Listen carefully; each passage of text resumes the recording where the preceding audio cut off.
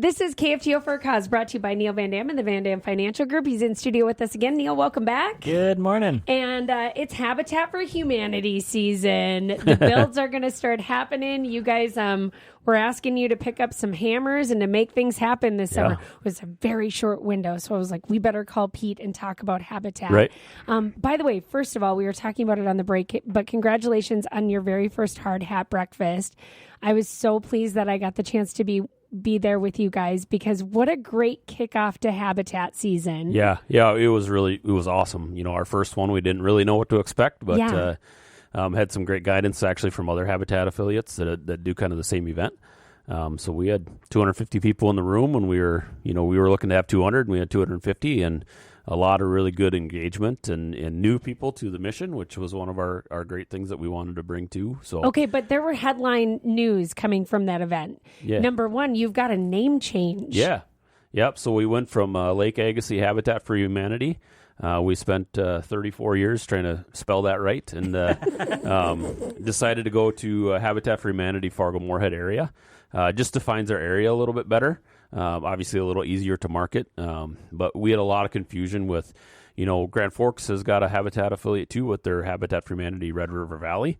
So really both and of it's our... like, wait, we're Red River Valley. Right. Yeah. And both of our names... Yeah, I can see that. Yeah, both of our names kind of covered both areas. So, and they have a similar mission, but they do some different things that we don't do. And so, we just decided to pull the trigger on this, and after many years of work and switch it to Fargo Moorhead area. We do serve Cass and Clay counties, but that's kind of why we went with the area part. Area, yes. Yep. Habitat for Humanity Fargo Moorhead area is, so instead of Lake Agassiz. So Lake Agassiz Habitat for Humanity is retired, as we would say. Yeah. In Grand Forks, which is Red River Valley Habitat for Humanity, are they considering a name change as well? Or not that I know of. Okay. Nope. Just curious. Yep.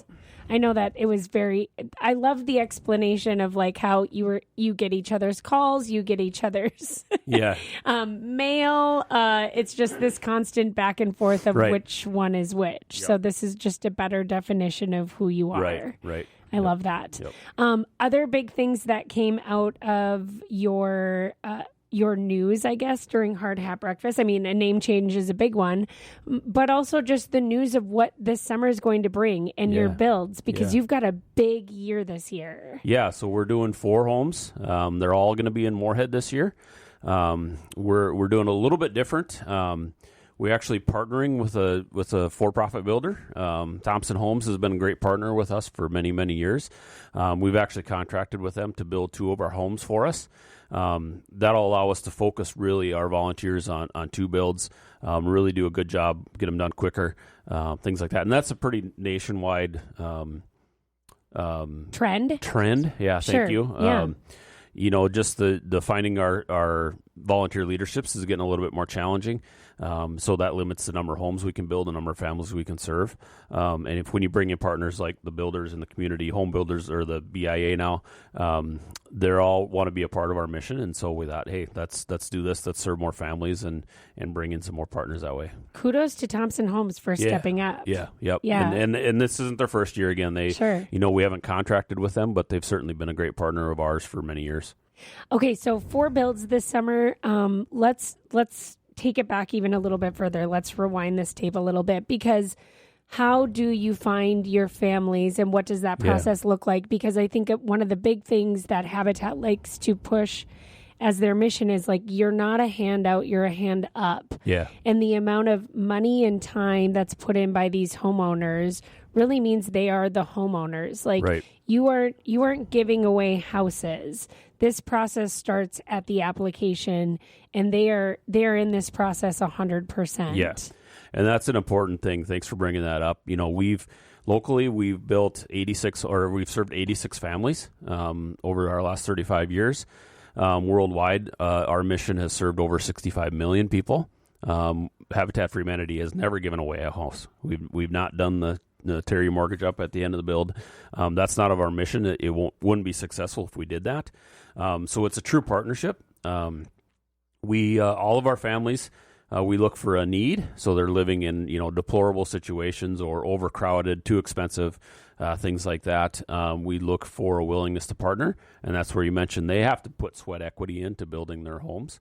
For our families here locally, they put in between 300 and 500 hours of sweat equity, and depending on their family makeup. So if it's a single mom or single dad, it's 300 hours. If it's a dual parent household, it's 500 hours. But that comes anywhere from building on their own home, working in our restore, sending thank you notes out to donors and volunteers, coming to our events, taking classes. So we do put them through a pretty rigorous home ownership class course. And that's part of that. So all sorts of different ways there. And then the ability to repay. So again, like you said, our program is not it's not a free home. They do pay for it. Now we do subsidize it thanks to our donors a little bit to keep it affordable. It is a 0% interest, again, to keep it affordable for them. We hold the mortgage, we're the bank. But they do repay on that. So really it's a pay it forward program. Our donors help us build one home.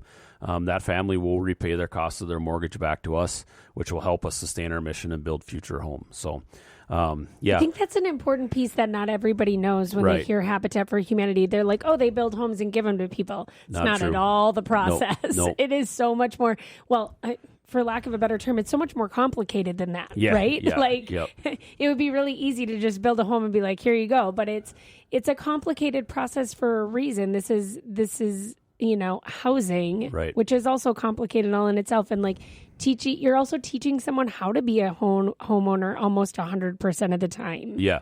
Yep. Most of our families are not coming from home ownership. Right. And really none of them are. And a lot of them are coming from rental situations, an apartment where you don't know, if your parents live in an apartment, you live in an apartment, what's the chances of you knowing how to mow the lawn? Right. And so that's one of our courses that we teach is how do you mow the lawn? How do you take care of your yard? How do you take care of your house? What happens if you have a electrical issue? Well, you're not calling your landlord anymore because you don't have a landlord. It's your house. So we need to teach them how to do that. They don't learn this as they're coming up, when they're, 10, 12, 11 years old. Right. Things like that. So we do need to teach them that. It's like that institutional knowledge so many of us have that not everybody gets, right? We think... I would have never thought of that. Yeah. We just think we were taught how to do this, or we saw our parents change the air filters, or you know what I mean? All these little weird things that you just kind of saw and knew were being done, or you watched someone call an electrician to help with this, or, fix the toilet, or, you know what I mean? All these things that we just kind of are learning as we grow up in a home isn't an advantage that everyone has. Right. Yep. So, and there's a lot of things too that, we talk about housing and really the house is the vehicle that we use to empower people. But it changes everything about your life. If you think about it, for education, for instance, a renter, when your parents rent, often you're moving every 1 or 2 years. Your rent price goes up and hey, you got to move, or the neighborhood's not safe, so you decide to move. Well, that can actually affect your kids' education. It can really delay them almost a year in their education success by moving. Yeah. And so when you're in a house, you're in the same neighborhood, you're in the same school, you get to know your friends in the neighborhood. You might, walking home from school together, you might talk about your math class and where you're struggling with, and it really affects that long term. And then just the health of things too. You're in a safe neighborhood usually, and it's a safe house, a healthy house. I love that. One of our families way back in 2016, she had a single mom, 8-year-old daughter who had pretty severe asthma, and it was environmentally induced mostly. And they were in an apartment that just wasn't very healthy, and she had to go to the clinic 2 or 3 times a month because of her asthma, and that takes her out of school. It also takes her mom out of work, where a lot of our families are working jobs where they don't have unlimited PTO. So they're losing income because of that. They're losing promotional opportunities because of that. They're not there, right? Since we built her home, She has not been back to the clinic for environmentally induced asthma since. So that's been 10 years now. Wow. So living in that home where she can truly That's thrive. crazy. Yep. Pete Christopher is with us from Habitat for Humanity, Fargo, Moorhead area. Very good. Very good. Look at how we're getting used to saying the new name. Okay, since it is Habitat season, do you have opportunities for people to volunteer on your sites? Yeah, absolutely. We are doing two homes this year, including a woman build. So we're excited. Women Build is a national program with the intent of getting females out on the build site. Yeah, I've been on a women's build before. It's so fun. Yeah, it is really fun. Yep, and we really try to use it too as it's a verb, right? Women Build is a verb. It's an action. So it's not just hey, come out and build a house. You're changing the lives of the families who we're working with, and hopefully your own. You might come out and learn something that you've never done before, and it's power. We have a saying called "Through shelter we empower," and that's not just for our homeowners. That's for our volunteers too. Like you're coming out, hey, I've never run a circular saw before. I'm a little scared. Power tools. A little scared, but we're there to teach you. So I love power tools. My husband was like getting out the lawnmower, and I was like, "Can I grind down the blades? Because Nice. I love a power tool." You stop by my house. I got to do that on ours too. Reminder: get those blades sharpened. It's like the best part. Yeah, I don't know. I love power tools. The That first could be time that could be your next promo. You could do a thing on the parking lot. Bring your lawnmower blades to Amy. She'll sharpen them. Yep, So. I will. I'll sharpen them all. It's so fun. The first time I used a chainsaw, I was like, "This is it. I love this. I love this for me." I have a log splitter and I live in town, and one of my neighbors is like, "Why do you have a log splitter?" I'm like, why wouldn't you? Why wouldn't you? Get all the tools you can all the time. Yeah. So if you need more tools, we also have the Restore. You should actually talk about Restore. Yeah. That's a really cool thing. Yeah, It is. Yeah. So the Restore is our building materials thrift store. It's not only building materials, but furniture and appliances and tools. It's an awesome resource for the community. We get about 20,000 customers there a year. Coming over to purchase, a new to them couch, or we got a lot of really nice fridges in right now. A lot of actually really nice furniture. Really nice fridges. Yeah, Wow. and they go fast. So Yeah, I bet. but what's really cool about that is it's an opportunity for if hey, you're getting a new couch. I don't want to throw this old one away because it's in good shape yet. Bring it to us. Actually, we can come and pick it up too. And then we sell those, and the proceeds help us sustain our mission and build future homes. But you guys have like a ton of bathroom stuff. Even Yeah. the last time I was over, Remodels. kitchen remodels, bathroom remodels, light fixtures. Yep. I mean, even down to like the little things like the power tools or any building supply. Yep. Even. Yep. I mean, it's crazy the amount of stuff that you guys have. Yeah, it changes every day. Yeah. We get donations every day.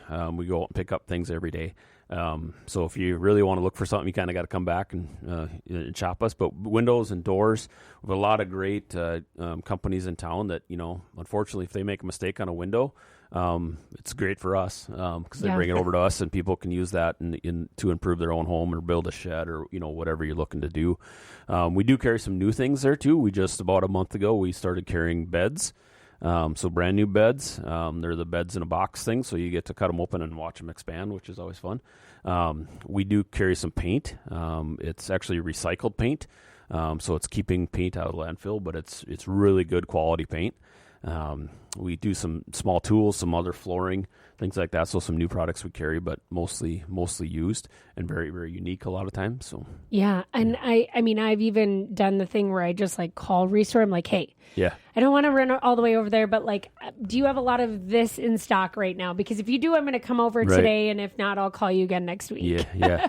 But it is one of those things like, I mean, anyone who shops thrift stores knows you kind of got to just keep going back. But if you are working on a specific project, I know a lot of people who have bought an entire thing of cupboards for their garage at Restore, or someone else was redoing a bathroom and got tile from you for their bathroom. You know, when you just need a smaller space, you don't need as much, and you can sometimes find it even new at Restore. Yep.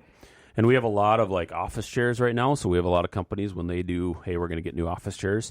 They'll work with us because then they don't need to worry about getting rid of them or storing them or anything like that. We'll come and pick them up.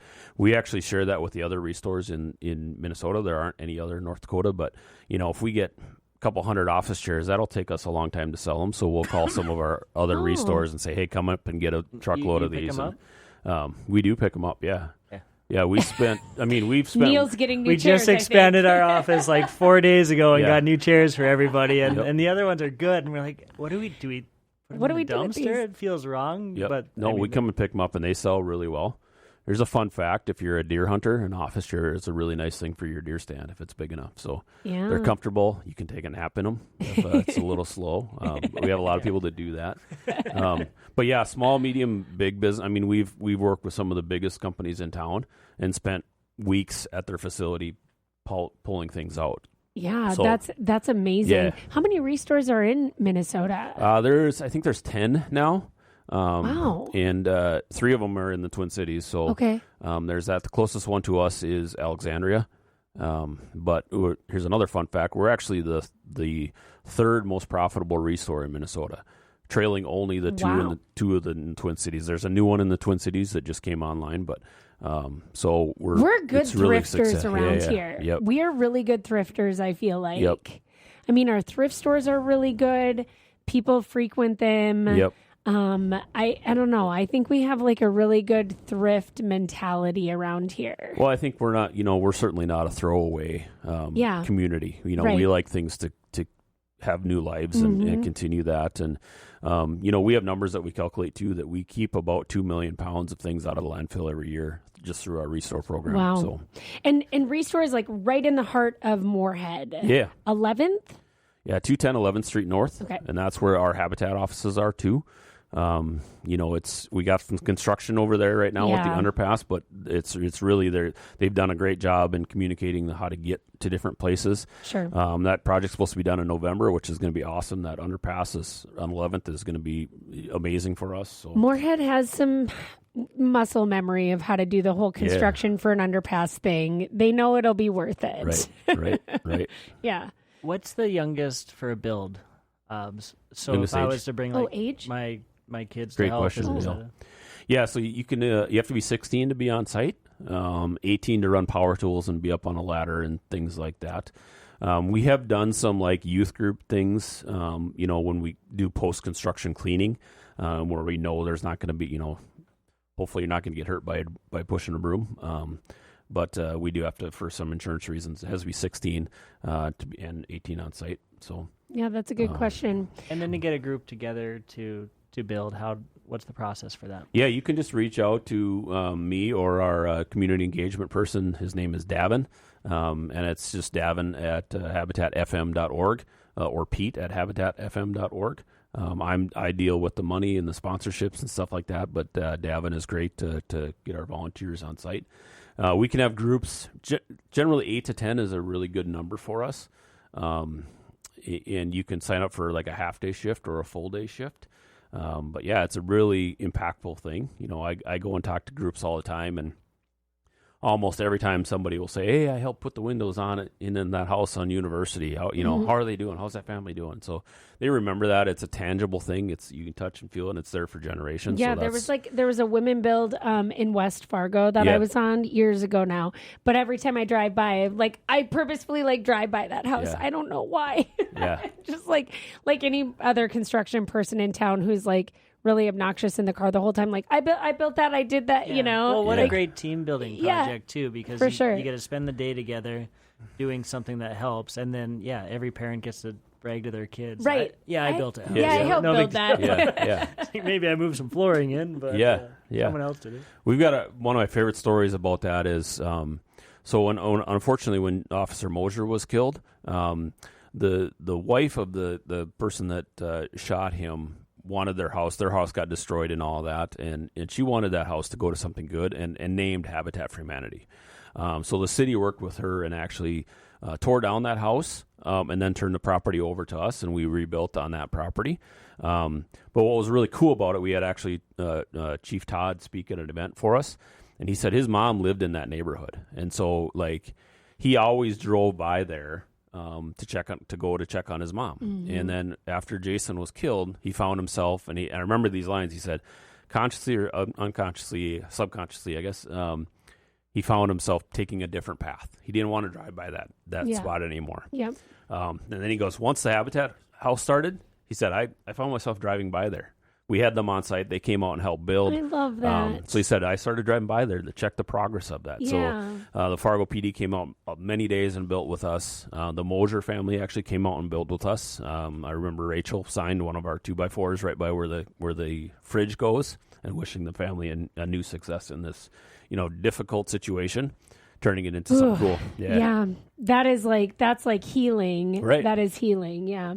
Habitat for Humanity, Fargo, Moorhead area. You can look them up. Look for the builds coming. When will the volunteer opportunities start? They're live right now. Are they? Yep, okay. Yep. So you can go on there, and one of our biggest needs right now actually is volunteer leadership. So if you have some skills, you like working with people, and you might want to come back more than once. You don't have to come back every day, but if you have some skills, that's one of our biggest challenges. So, when Neil comes out, we need somebody to show Neil what to do, right? Yeah. So, maybe, yeah. Yeah. So, just they get a little bit more familiar with the build and what we're doing, and that'll help us really grow our mission and serve more people. The other thing that I want to mention is we are really, really looking for a veteran to build for. Our application process for actually our 2028 families, that's right, 2028 families, will open up here in July. We desperately want to build for a veteran. It's really hard to get veterans to apply for our program. They don't. We need to call Chris Deary. He'll find us someone. Yeah, I have a meeting with Chris all the time. Okay, good. Okay, good. The unfortunate part with veterans is they're just so proud, and they always think that it should go to someone else. Exactly, 100%. And that's not true. And we want to do that. We know the volunteers and the donations will come out of the woodwork if we start building with veterans. Yeah. So if you know somebody that's struggling, please let us know. So, Pete Christopher from Habitat for Humanity, Fargo Moorhead area. Thank you so much for being here. Appreciate it. Thank you. Appreciate the opportunity. Thanks, Neil. Yep.